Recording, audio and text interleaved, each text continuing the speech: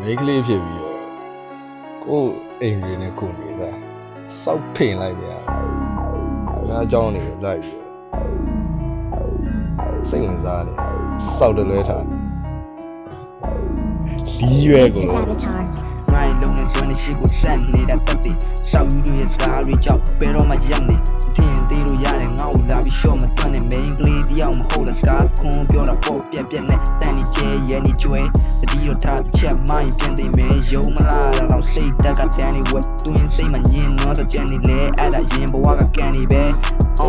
နေရင်နေတုံးစားမရတာလုံးပါ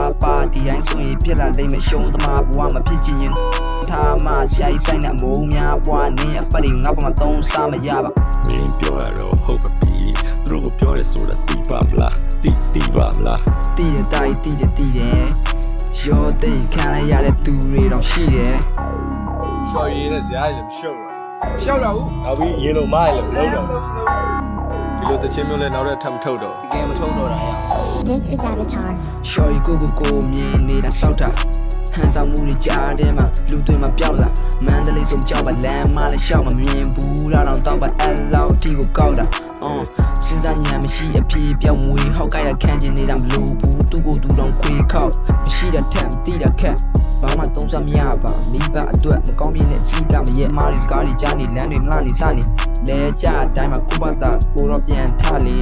ခုဘာလို့ရမှမသိကြံမရနေဒီတချင်းကြောင့် shorty တွေအားလုံးခံစားစေလီးပဲငါပြောမှမသိနေတော့အားလုံးရန်စစောက်ကောက်ဖျဲလိုက်မှာအားလုံးလီးပဲ